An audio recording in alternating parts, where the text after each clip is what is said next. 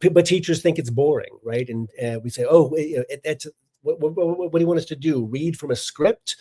Yeah, if it works for So kids, read from a for parents, script. what would that look like for parents who maybe don't understand or maybe don't realize that direct instruction isn't happening in schools? What should it be looking like versus what might they be seeing right now?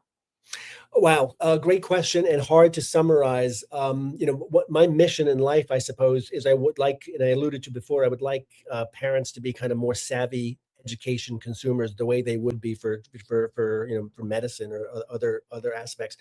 So yeah, it would be worthwhile a conversation when you go for parent teacher night to ask, what's the curriculum? What's your instructional approach? Do you favor minimally guided instruction, or how much project-based learning do you do versus how much explicit instruction do you do? And what's the difference? What do you do in this school? Because again, we have this idea that it's all the same, that every fifth grade class is pretty much like every other fifth grade class.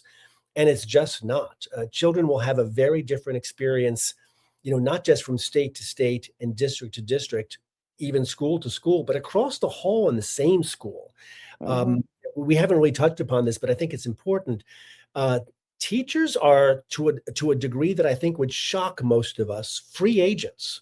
I think back on the story I told a moment ago, Missy, about where's my curriculum? Well, Mr. Pondiscio, you're the best person to know. That's the standard. The standard is the teacher, kind of figures it out, on their own. And look, there may be some teachers for whom this is a terrific way of working. For most of us who are mere mortals, it's not effective.